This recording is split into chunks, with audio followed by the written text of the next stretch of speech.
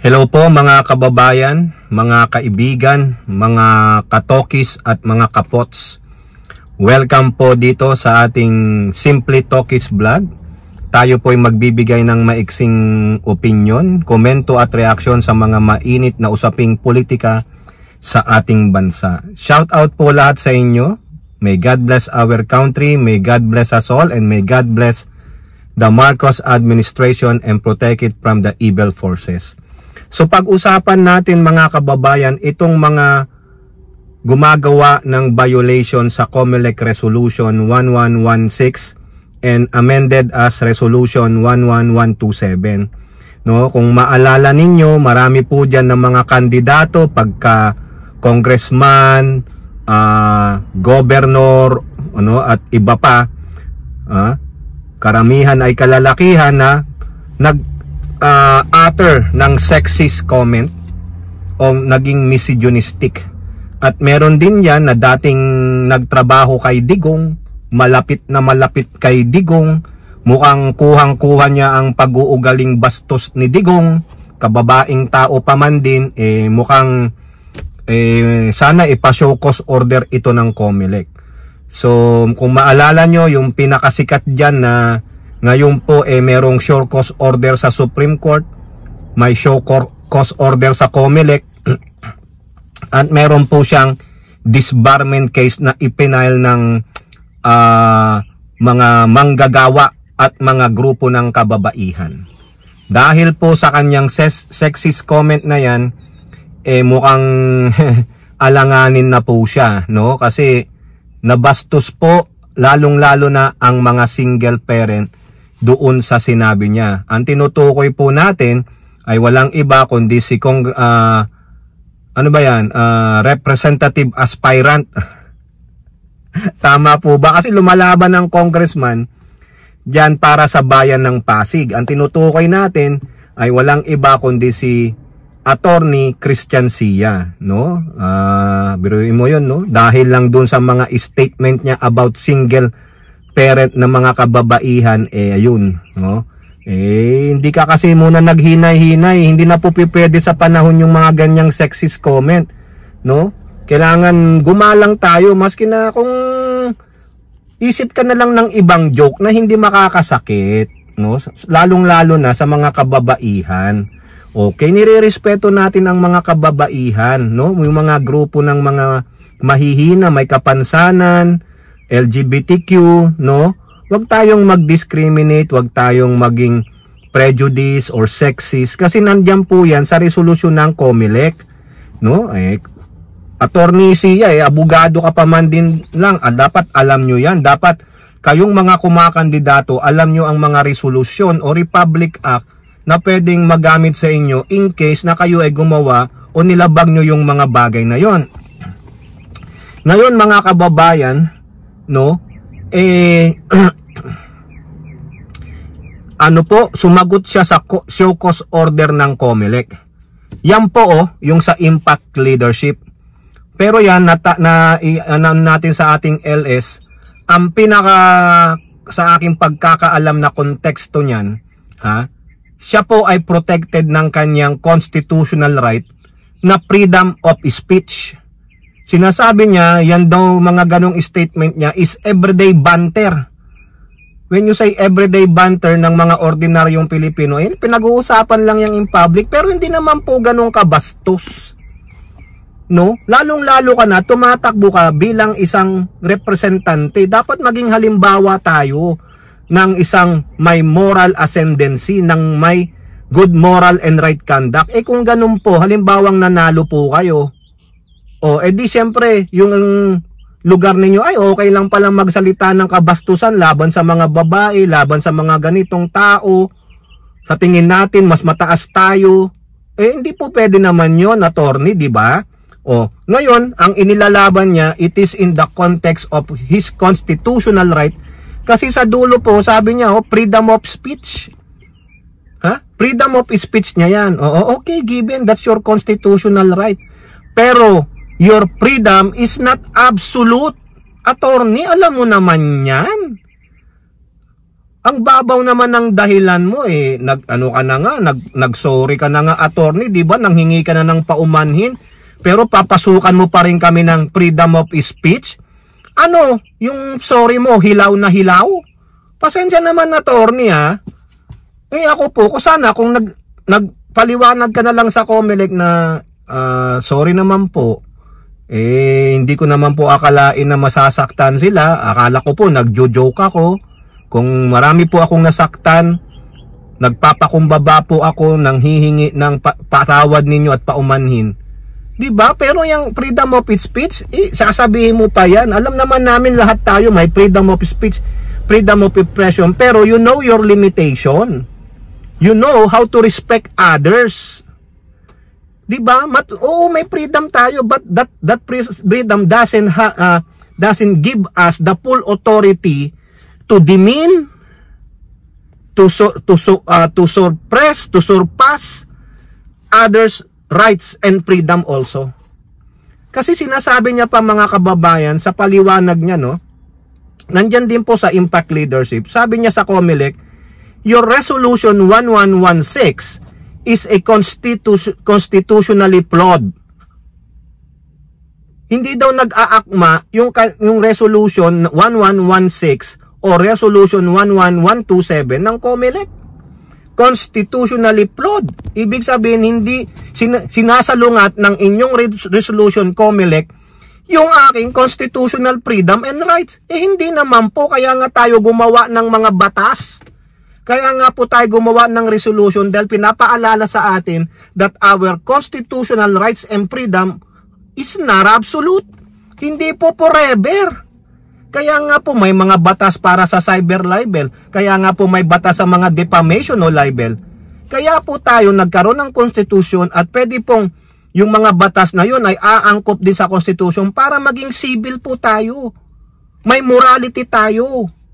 May pinag-aralan tayo. Tayo ay a civil society, a civil nation. We are a nation of laws. Hindi lang naman tayo a nation of constitution. Come on, attorney. Di ba? Attorney kang naturingan and then you will invoke your freedom of speech. Here was a given, but you're better than that. Attorney, you're better than that, no? O ngayon, ipaliwanag mo yan sa Supreme Court. Kami nga, di ba? Sa hearing ng TRICOM noon, sabi rin ni Representative Acop, remember, our freedom is not absolute. Diba? Doon sa TRICOM ng fake news makers. Ganon din po si Tingog Representative Party List Asidre. Anong sabi niya? Hindi karapatan na ang freedom of speech niyo ang lagi niyong sabihin. Hindi yan absolute.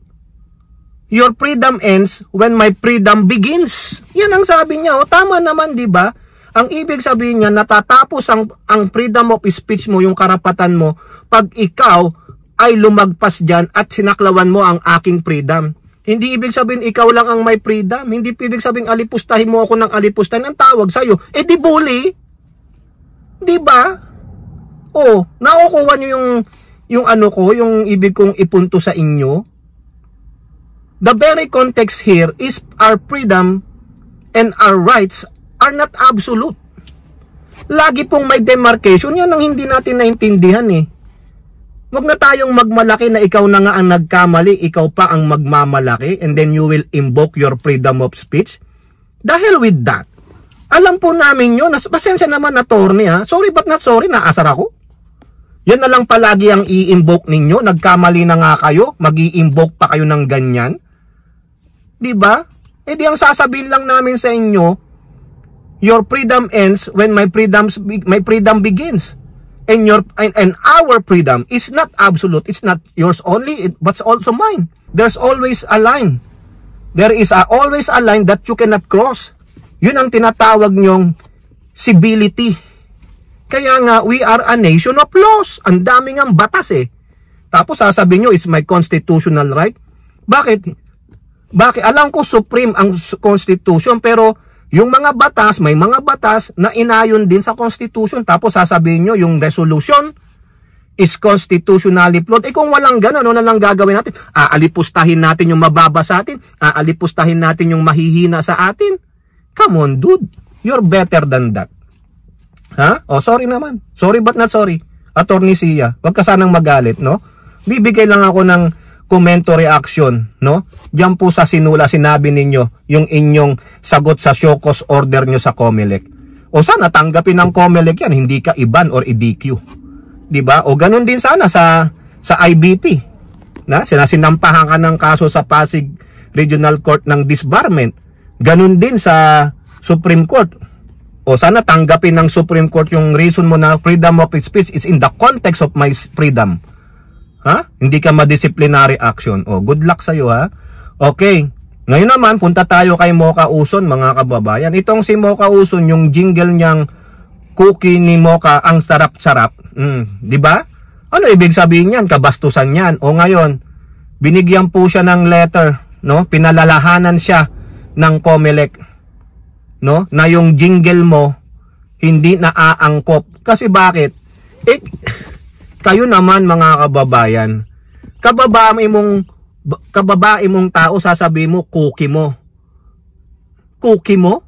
Malilikot ang utak ng mga Pilipino Lalo na ang mga bata pag narinig yan, cookie ni Mocha, ang talap-talap. Oh, ano ibig sabihin nun? Ang talap-talap ng cookie mo? Nasaan yung cookie mo? Oh, even doon nasabi mo, wala namang malis yan Tanga. Sa'yo, selfish ka Diba? O, inom mo tayo Starbucks. Ang init. Ako lang naman ang tao dito. Wala pong nag-uwian ng mga high school. Ha? O yan, binigyan po yan. May 2-page letter po ang COMELEC sa kanya. At diyan naman po sa impact leadership, o ayan, binuod na lang na pinapalalahanan siya. Ang latest nga mukhang di niya nagagamitin. O, mabuti naman. Kasi kung itutuloy mo yan, show cause order ka, at baka i-DQ ka. Mabait pa nga sa'yo ang COMELEC hindi tulad dun sa mga lalaki. Diba? Sa palagay nyo, patas ba yung ginawa ng COMELEC? Bakit yung mga lalaki pina-show cause order? Bakit si Mocha hindi pina-show cause order, hindi pinagpapaliwanag? O diba? Sa palagay nyo, tanong ko lang, fair ba ang COMELEC? Ha? O now, meron na naman isa mga kababayan, another one bite dadas na naman. Ha?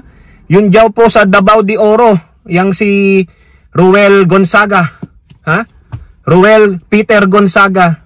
Nag-sexist comment na naman mga kababayan. Ayan po. O kayo na lang ang bumasa niyan. Babanas ako? Ang dami talagang mga bastos.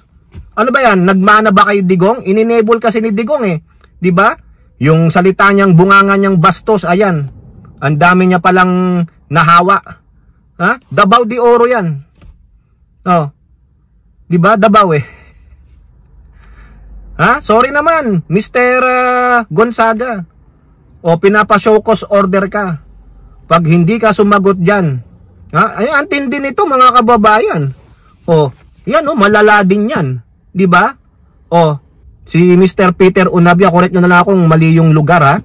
Governor naman tinatakbuhan nun. O, mga sexist show cause order din. Diba? Ang lalala Ba't hindi nyo na lang ilagay ang plataforma ninyo? Diba? Anong gusto nyong gawin dyan sa tinatakbuhan ninyo? Anong pinapangako ninyo? Ano yung gusto nung mangyari para sa constituent nyo at sa bayan ninyo? Hindi yung puro na lang kayo puro babae. Ha? Ano? Tanong lang. Sumusobra na ba ang testosterone ninyo? Sumusobra na ba yung mga hindi ba ma-release yung nyo? Pata naman talaga, sobra kayo sa L Diba? Yung letter L, sobra. Kung hindi naman tama ang sasabihin ninyo, wag nyo nang sabihin in public.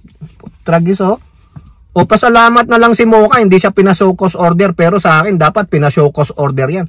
Kasi lantaran pa yung jingle niya Diba? Parang jingle bell, cookie ni Mocha. Hayop na yan. Palagay nyo, perang COMELEC kay Mocha? Hindi. Dapat, kung ano yung ginawa doon, dapat pare-pareho sila kasi in violation din yan sa Resolution 1116 or yung amended na Resolution 11127. Pasok na pasok yan sa 1127 kasi bastos, foul language. Naku, baka mukhang napagbigyan si Mocha. Nagtatanong lang, Comelec, ha, huwag kayong magagalit. Dapat fair. Walang lalaki, walang babae.